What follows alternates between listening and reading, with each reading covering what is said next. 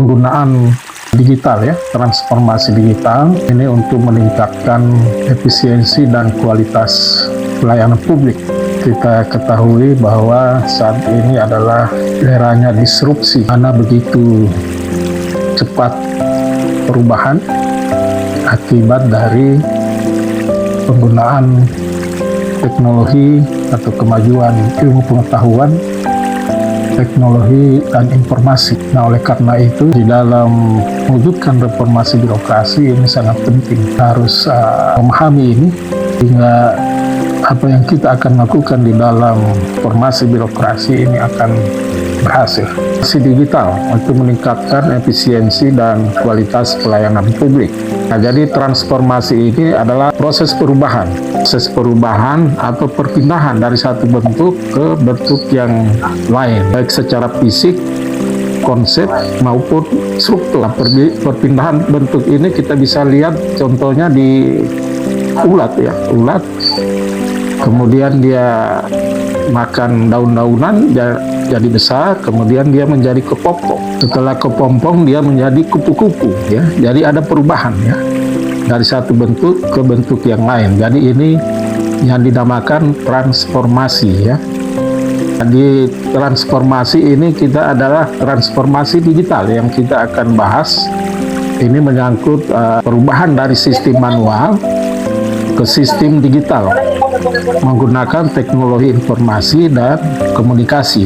Digital ini diharapkan akan terjadi efisiensi dan meningkatkan produktivitas dan juga inovasi. Nah, di pemerintahan kita, di perusahaan kita bisa lihat perusahaan itu dia juga melakukan transformasi digital dengan mengubah proses bisnisnya itu menjadi dari manual ke online. Nah, kita bisa lihat sekarang banyak perusahaan yang sudah online ya. Bagaimana dia memasarkan usahanya, pemasarannya lewat TikTok misalnya ya. Kemudian di pemerintahan itu dikembangkan sistem yang namanya e-government. Ini dalam rangka untuk pelayanan publik yang semakin efisien, produktif, dan inovasi sehingga bisa memuaskan masyarakat. Di awal bahasan kita Pak Ketua Kelas bertanya, kenapa ini reformasi birokrasi sudah lama dilakukan ya, tetapi masih begini hasilnya. Nah, salah satunya itu yang mempengaruhi itu adalah transformasi digital ini yang belum dilakukan secara maksimal, sehingga ini mengakibatkan inefisiensi dan kualitas pelayanan publiknya masih manual. Dengan manual itu kan masih berbelit-belit dan sebagainya ya, dan terakat di dalam kita pelayanan itu mengeluarkan biaya yang cukup besar, misalnya untuk transportasi dan sebagainya. Tetapi kalau kita sudah menggunakan digital, nah ini biaya transportasi dari masyarakat ke lokasi dia itu menggunakan itu dilayani dalam urusan dia ini menjadi tidak lagi biaya untuk itu, sehingga dia semakin mudah dan dia tidak akan mengantri dan sebagainya ya, yang membutuhkan banyak tenaga. Tetapi dari rumah saja dengan digital ini dia sudah bisa yang dia urus itu semakin cepat. Dapat dikatakan bahwa dengan transformasi digital ini dapat meningkatkan efisiensi. Biaya yang dikeluarkan oleh masyarakat semakin sedikit ya. Dia tidak mengeluarkan transportasi untuk datang, kemudian waktunya juga ya. Kita masih ingat dulu bagaimana kita ke bank ya untuk mencairkan duit. Kita harus antri dan sebagainya. Nah, tetapi dengan digital, dengan jari-jari kita sudah bisa mengeluarkan duit dan juga kita dapat menyimpan duit dengan secara digital. Nah, otomatis ini juga dengan digital ini kualitas pelayanan publiknya semakin baik. Ya, tujuan dari reformasi birokrasi itu bagaimana kualitas pelayanan publik yang diberikan ke masyarakat itu semakin baik dan memuaskan masyarakat itu sendiri. Nah, kalau masyarakat belum puas, otomatis transformasi birokrasi ini belum dilakukan secara maksimal. Dengan transformasi digital ini merupakan era baru ya, atau sekarang dikenal dengan era disrupsi. Jadi itu demikian sangat cepat. Kalau kita tidak bisa beradaptasi, maka kita akan ketinggalan dan musnah seperti apa yang kita sudah bahas waktu lalu. Penyelenggaraan pelayanan publik diharapkan dan menggunakan digital ini semakin responsif, transparan, dan efisien. Jadi apa yang dibutuhkan oleh masyarakat kita cepat menanggapinya dengan cepat dan juga pelaksanaannya secara transparan, terbuka ya. Tidak ada yang ditutup-tutupi dan juga semakin efisien. Transformasi digital ini dalam reformasi birokrasi ini sangat dibutuhkan. Kita harapkan di dalam reformasi belum tercapai karena transformasi digital ini belum diterapkan secara penuh. Ketahui bahwa pelayanan publik kita itu ada yang masih tradisional ya. Tradisional karena masih menggunakan cara-cara lama ya. Menggunakan analog atau tidak menggunakan teknologi informasi sehingga dia masih tradisional. Berubah pelayanan publiknya menjadi modern dilakukan dengan menggunakan digital ya. Dengan digital ini maka otomatis apa yang kita lakukan dalam melayani masyarakat ini semakin baik. Ketahui bahwa sistem yang masih tradisional, masih lama ini biasanya menghambat laju pembangunan dan kesejahteraan masyarakat. Oleh karena itu harus menggunakan digital ini sehingga kita bisa beradaptasi dengan menggunakan informasi, aplikasi dan sebagainya. Ini semakin apa yang dibutuhkan oleh masyarakat ini akan terlayani dengan sangat baik. Ketahui bahwa di pelayanan publik yang masih tradisional ini birokrasinya masih berbelit-belit ya, prosesnya lambat dan tahap-tahapnya cukup banyak dan memakan waktu yang berharga dari masyarakat dan aparatur ya. Jadi prosesnya lambat. Biasanya negara-negara yang sudah maju itu 1, 2, 3 hari ini sudah keluar izinnya, tapi di kita ini sudah berbulan-bulan. Perbatasan akses, kenapa kita harus berubah ya, bertransformasi ke digital?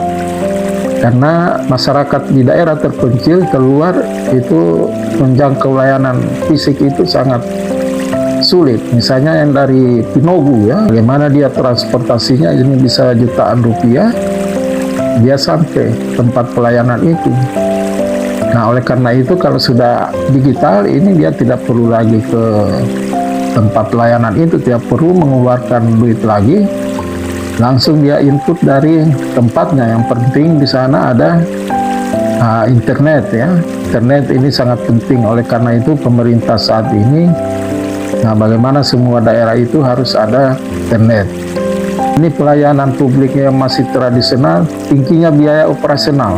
Kita tidak menggunakan digital, ini biaya operasionalnya menjadi tinggi.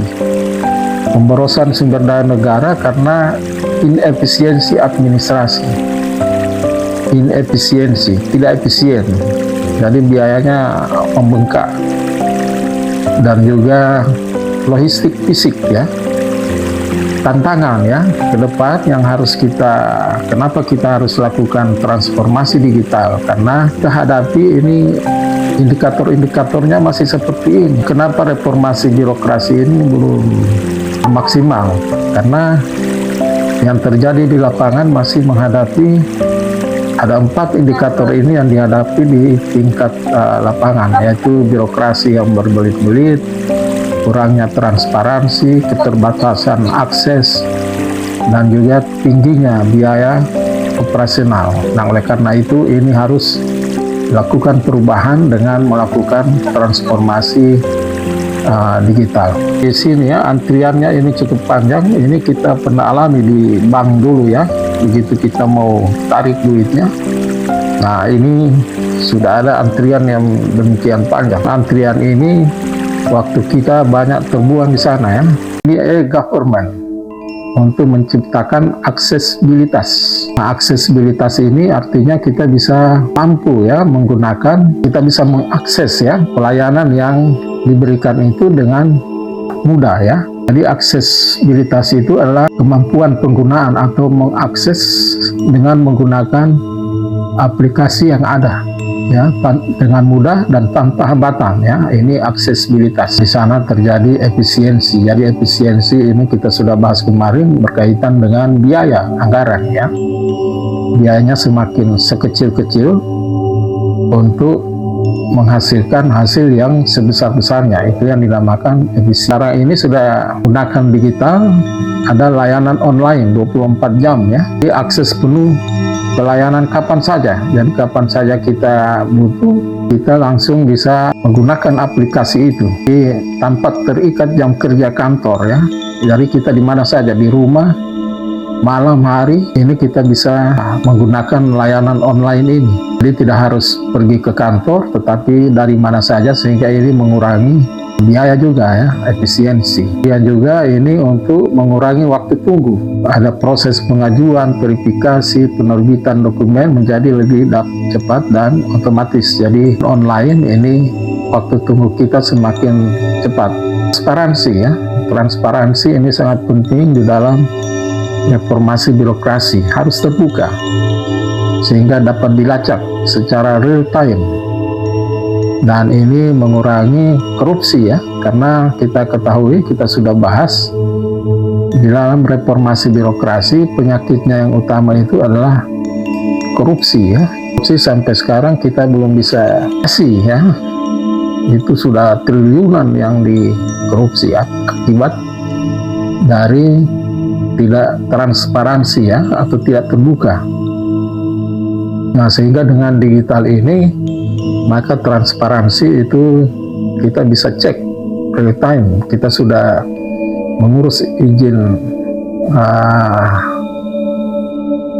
yang kita urus itu kita bisa cek ya. Juga dengan kita tidak bertemu orang, maka yang melayani kita otomatis ini meminimalkan korupsi itu ya, karena kita tidak bertemu langsung lewat digital. Jadi ini untuk mengurangi korupsi ini. Nah, contoh implementasi itu pelayanan perizinan usaha daring ya. Jadi ada usaha-usaha perizinannya itu lewat daring, seperti PBG itu juga secara daring. Pembayaran pajak kendaraan digital, nah ini juga, dan layanan kependudukan terpadu ya. Masa depan atau apa yang ingin kita wujudkan di dalam, kita inginkan di dalam reformasi birokrasi itu layanan publiknya memuaskan. Oleh karena itu layanan yang kita lakukan itu harus dilakukan secara inovatif ya, inovasi. Ada cara-cara baru yang digunakan. Jangan menggunakan cara-cara yang lama, manual, rutin. Pengalamannya 10 tahun, tetapi 10 tahun itu adalah pengulangan yang 1 tahun, dikerjakan berulang-ulang. Ada yang inovasi. Dengan digital ini, maka ini aksesnya menjadi mudah ya. Mengakses layanan itu semakin cepat dan mudah, tidak ada hambatan. Dan pelayanannya menjadi cepat. Nah, pengajuan dokumen ini bisa dari rumah ya. Dan ini saya sudah buktikan dengan itu membayar pajak. Dan juga EKIN ya. EKIN itu juga sudah menggunakan, ini salah satu contoh e-government, kinerja ya. SKP, sasaran kerja pegawai ya. Dengan LHKPN ya. LHKPN juga kita bisa input dari rumah ya. Setiap bulan itu harus mengirimkan bukti-bukti apa yang kita kerjakan di EKIN itu ya. EKIN itu ada kinerja aksi, kemudian ada bukti-bukti dari kinerja yang kita lakukan setiap bulan, dan ini akan dinilai oleh pimpinan. Itu berakibat pada TPP ya. Permohonan dapat dipantau real time ya. Jadi kita di mana saja bisa memantau sudah di mana tahap yang kita lakukan ya. dan juga pembayaran non tunai yang aman dan tercatat. Nah, jadi pembayarannya lewat online juga ya. Jadi tidak ada itu ya, pungutan-pungutan yang tidak resmi ya. Jadi semuanya dilakukan secara transparan dan sesuai aturan. Jadi inilah manfaat dari transformasi digital ini untuk supaya reformasi birokrasi kita itu terwujud ya dengan kita menggunakan cara digital ini. Bukti-bukti keberhasilan dari penggunaan digital ini, beberapa negara itu telah membuktikan ya, bahwa digitalisasi adalah jalan menuju peningkatan kualitas pelayanan publik yang signifikan. Ya, reformasi birokrasi yang kita jalani atau jalankan itu akan berhasil bila kita menggunakan transformasi digitalisasi ini. Kita menggunakan digitalisasi daripada yang manual ya. Kita bisa lihat di Peru ya.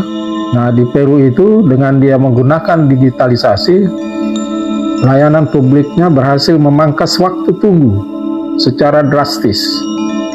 Jadi waktu tunggunya biasanya 1 bulan, sekarang kurang 3 hari atau 2 hari atau 1 hari. Kemudian juga di Peru itu biaya administrasi menjadi lebih sedikit ya, lebih rendah.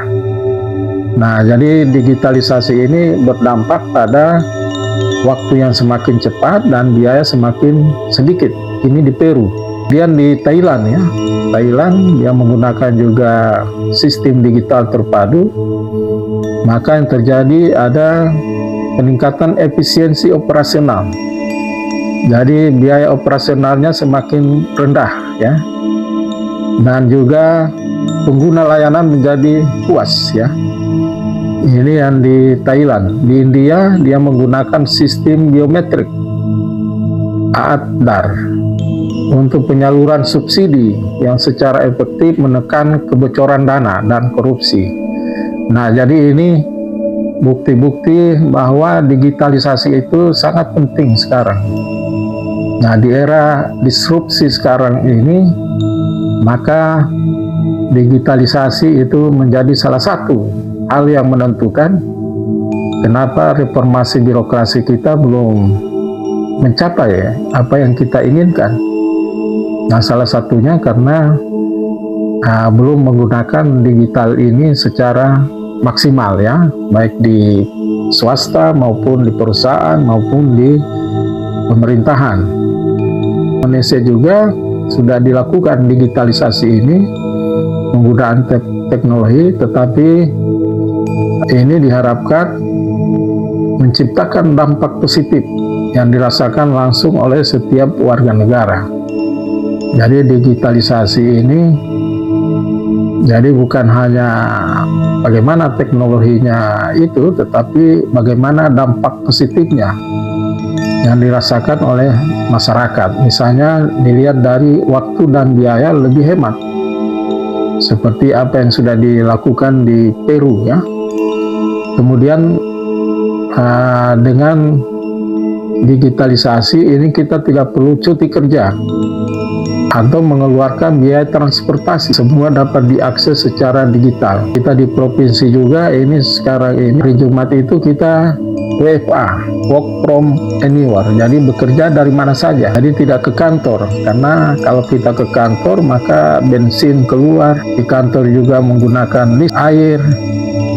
Nah, sehingga kita hari Jumat itu WFA, ternyata diteliti itu mengurangi biaya yang cukup signifikan ya. Pengguna atau masyarakat itu berpartisipasi aktif di digital, itu ada umpan balik sehingga masyarakat terlibat dalam perbaikan layanan. Jadi begitu kita masuk di satu kantor, begitu kita keluar dari situ diberikan survei ya lewat HP, kita mengisinya sehingga masyarakat itu memberikan masukan-masukan perbaikan terhadap layanan yang dilakukan oleh OPD itu. Dan juga ini terus ada transparansi dan akuntabilitas. Dengan adanya digital ini semakin transparan, terjadi pengurangan interaksi tatap muka yang tidak perlu dan meminimalkan praktek pungutan liar, tantangan dalam penggunaan digitalisasi ini. Jadi penerapan digitalisasi di dalam pelayanan publik itu tentu menghadapi berbagai hambatan dan tantangan ya. Nah, hambatannya itu struktural dan sosial. Biasa kita menggunakan digital ini, aplikasi ini biasanya akses internetnya ini terbatas, jadi bandwidthnya kurang, signalnya banyak gangguan, faktor-faktor yang menghambat dari digital, jadi loadingnya lambat dan sebagainya. Nah, ini harus bisa diatasi ya, ini harus menjadi pekerjaan rumah dari pemerintah, bagaimana supaya internetnya ini memang terpenuhi ya di seluruh tempat. Nah, sehingga begitu menggunakan aplikasi yang berkaitan dengan urusan dari para pengguna, dari masyarakat untuk mengurus izin dan sebagainya. Nah, ini harus disediakan internet, dan kita bisa lihat sekarang pemerintah bagaimana dia seluruh desa itu harus ada internetnya. Kemudian juga yang menjadi adalah kurangnya literasi digital. Literasi ini adalah kemampuan kita untuk menggunakan teknologi informasi ya, menggunakan teknologi informasi dalam mengelola informasi. Nah, literasi ini yang bagaimana dengan digital ini, dengan literasi digital ini, maka dia bisa menganalisis, bisa mengolah berbagai informasi sehingga dia bisa manfaatkan dengan sebaik-baiknya aplikasi-aplikasi yang ada. Ini literasi digitalnya ini yang masih kurang juga ya. Nah, padahal kalau kita mau belajar sendiri sangat mudah ya. Ini kesenjangan digital ada dua ya, dan ada 4. Pertama, akses internetnya yang harus penuh, kemudian kurangnya literasi digital, pemahaman digital, kemudian kekurangan SDM, kekurangan keterampilan teknis ya. SDM ini menjadi kunci di dalam melakukan digitalisasi ini, karena kita kurang keterampilan teknisnya, maka ini akan menghambat proses digitalisasi ini. Menyangkut SDM-nya, kemudian juga ada yang resistensi terhadap perubahan. Nah, kadang-kadang SDM-nya, orangnya menolak terhadap perubahan, bahwa tangan yang dihadapi ke depan di dalam melakukan digitalisasi ini. Nah, ini berpengaruh di dalam pencapaian dari reformasi birokrasi yang kita sedang jalankan. Ya, kesenjangan digital ini atasi dengan pembangunan infrastruktur merata dan juga peningkatan kompetensi SDM. Ini menjadi kunci keberlanjutan transformasi. Jadi bukan hanya internetnya diperbagus, tetapi juga SDM-nya ini harus diperbaiki juga, ditingkatkan kompetensinya ya, ditingkatkan keterampilannya, dan dia harus tidak boleh resisten menolak perubahan. Kalau kita resisten berarti kita akan musnah ya, seperti dinosaurus ya, karena dia tidak bisa menyesuaikan diri, maka akhirnya dia menjadi musnah. Transformasi integrasi aplikasi layanan, jadi ini yang sangat menentukan juga ya. Jadi aplikasi ini ya, ini cukup banyak, tapi harus ada integrasi ya, ada keterpaduan ya. Nah, kunci efisiensi ini pada sistem yang terpadu, bukan aplikasi yang berjalan sendiri-sendiri ya. Jadi misalnya Dinas Infocom bikin aplikasi sendiri, Dinas Pertanian sendiri, Bapeda sendiri, biro organisasi sendiri. Tetapi ini aplikasinya harus diintegrasikan. Jadi di dalam input data itu satu kali saja, kemudian bisa digunakan oleh berbagai aplikasi ini, sehingga kita mengurangi waktu. Jadi input datanya satu kali bisa digunakan oleh beberapa aplikasi ya. Jadi kedepannya itu tantangan kita di dalam pelaksanaan reformasi birokrasi itu adalah bagaimana mengintegrasikan aplikasi yang ada sehingga hindari duplikasi data kan oleh beberapa OPD dinas sosial Bapeda menggunakan data yang sama, sebab kalau datanya berbeda maka akibatnya tujuan dari pelaksanaan program kegiatan itu juga akan tercapai dengan maksimal. Nah, dengan integrasi ini maka data yang sama digunakan oleh berbagai OPD untuk menyederhanakan alur kerja. Jadi tahap-tahap kerjanya ini semakin sederhana dan memberikan pengalaman pengguna yang mulus ya, dengan penggunaan aplikasi yang terintegrasi. Di investasi SDM kita ke depan bagaimana supaya digitalisasi ini bisa diwujudkan ya, dan ini tentu berpengaruh dalam pelaksanaan dari reformasi birokrasi yang sedang dijalankan. Jadi secanggih apapun teknologinya, tanpa SDM yang kompeten dan siap mengoperasikan, maka apa yang kita lakukan ini menjadi peningkatan kompetensi ini juga di keamanan cyber ya. Jadi kalau kita menggunakan juga aplikasi kemudian keamanannya tidak terjamin, maka akibatnya sangat fatal juga ya. Nanti tabungan-tabungan kita di bank-bank itu bisa dibobol ya, kalau cybernya tidak kuat. Oleh karena itu keamanan cyber ini juga sangat penting. Operasionalisasi aplikasi IT ini harus dibutuhkan juga untuk meningkatkan kualitas ya. Jadi bagaimana menggunakan aplikasi-aplikasi itu. SDM ini juga harus dilatih ya, untuk meningkatkan skillnya ya, ditingkatkan, upskilling, kompetensinya ini harus ditingkatkan, keterampilannya di dalam penggunaan digital ini harus terus ditingkatkan, dan juga dilakukan reskilling, diupdate, karena kemajuan digital itu berubah dengan cepat, sehingga harus dilakukan reskilling, jadi updating. Dan juga penciptaan budaya kerja yang adaptif. Nah, jadi kita ASN, kita punya budaya kerja berakhlak itu.